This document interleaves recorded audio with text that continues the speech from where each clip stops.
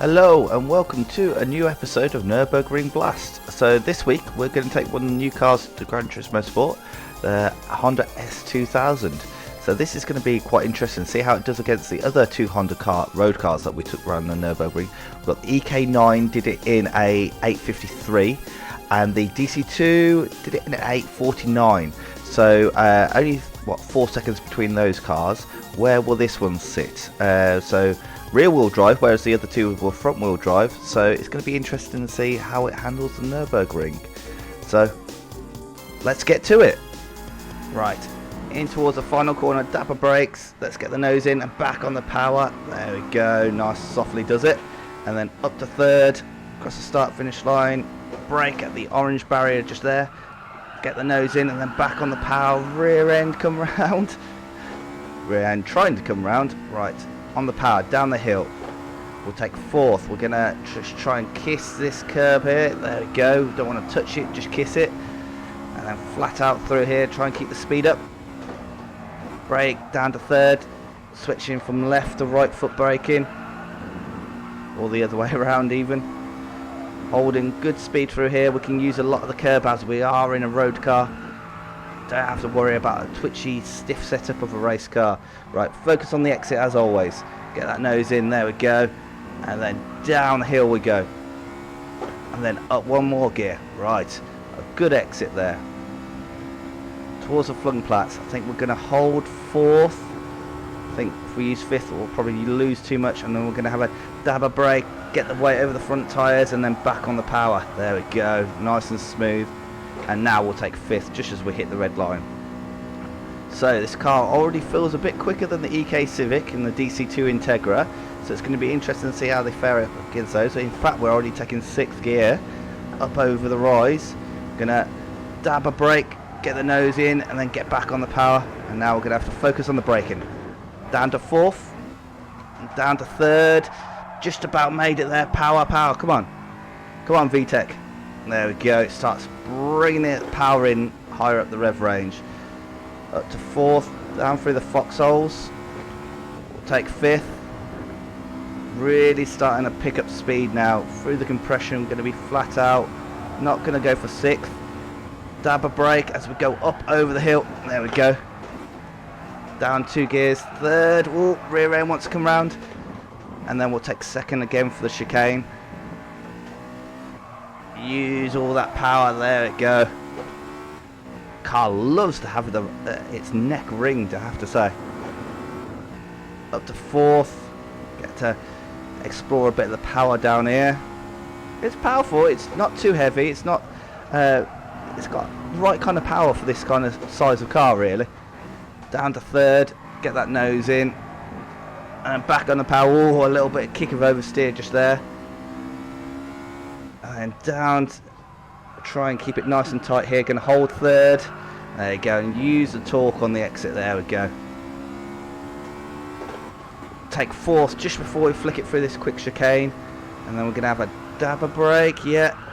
Oh, rear end wanted to let go. Come on, front end, we need you back. There we go. Little bit of grass there, but it's still good. Down to third, off the brakes, and then down to second. Get that nose in. There we go. There's the nose. There's the traction. Oh, just hit the limiter on the exit there. Trying to correct the oversteer. Maybe lost a tenth or so there. Back down to third for this tricky corner. Very deceiving corner. Tightens up more than you expect. Dab a brake. Get the nose in. There we go. Power up the hill. Come on. Here we go. Reach the red line. We'll take fourth. Right, up to the corner where Niki Lauda crashed, flat through there, and then we're going to look for the braking point. Down to third, we're going to try and hold it nice and tight, focus on the exit. There we are. Come on, there we go. Right, let's see how the car does on the uphill leg here. Third gear still accelerating nicely. Speedo is in kph, so don't be thinking that's miles an hour down there, and we're still picking up good speed up here. So it is a deceptively tall hill. Into fifth, and the car is still pulling. That's really good to see. So evidently it's not the most powerful car in the world, but it is fairly light. Again, not the lightest car in the world, but it seems to be well balanced. Right, tricky, fast out, flat left-hander here. We'll go down 1 gear, get the nose in, there we go.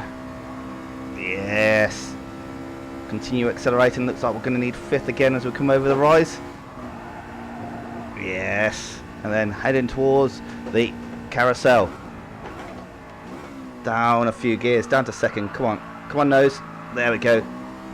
Bit of understeer initially, now we're back on the power. Right, let's head towards this infamous carousel. We'll try and stay low. 2nd gear.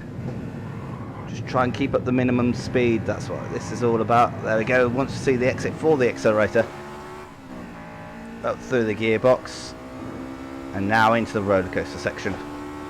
Take another gear. Just tuck it in there. Got to go down to 3rd. Just try and use the Revy engine through this section here. Left foot brake. Get the nose turned in, there we go, back on the power.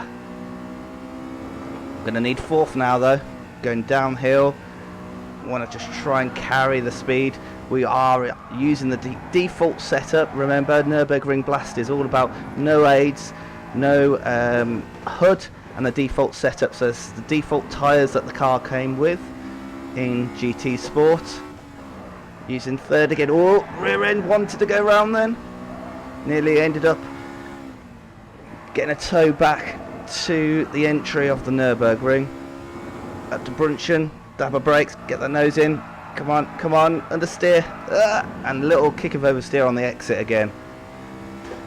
Right, brake nice and early. Focus on the exit here. We can use the curb there and the curb there. Maybe using a bit more than we would like, but so be it. Right, back up to 4th. To the jump. Ready, and jump. Or hold 4th, just try and keep the revs up. It does feel like you're driving almost like a go-kart. I know a lot of people say that about road cars. Oh, it's like driving a go-kart. But with this, it's definitely very much about, you have to think about what kind of driving style is going to keep the revs up, because if they drop too low, it's a bit gutless. But up high, that's where it sings. Down to 4th. Oh, took a bit too much curb there. We're going to take 3rd. Come on, front end, there we go. To 2nd carousel, and we've almost done with this lap. As I said earlier, no HUD, so we can't see exactly how we're doing time-wise, but I believe it's 8:49 for the Integra and 8:53 for the EK Civic. So I'm hoping it should go faster than those two, I would have thought. Got the optimal kind of setup in front engine rear wheel drive. A little bit more power, maybe a little bit more weight, but still. Right, long Dottinger straight. This is where you want to have a time, because then you can go. Normally takes on average, once you get onto the Dottinger, about a minute to get to the end. So it'd be kind of nice to see what we're doing. But the engine's pulling past the diner, Devil's Cafe. We're still increasing, 230 kph. There we are. Maybe get a few more as we go down the hill. See, it's doing well. Right, chicane. Going to back off a little bit, and then onto the brakes. Oh, slipped off the brake pedal. Just about made it there. Hold 2nd. Dab a brake. Get the nose in. Power. Come on. To the line. There's the checker flag. What kind of time we're going to do? Whew. Let's have a look. That is an 8:27. 8:27. That's really respectable. I'm just having a quick look. Same time as a Megane 275 Trophy R, which was a mod car in the Assetto Corsa. But if you enjoyed that, if you enjoyed what we did here, like it. If you didn't like it, dislike it. But let me know in the comments down below how I can make it better, and we'll do this again next week. Have a good one. Bye.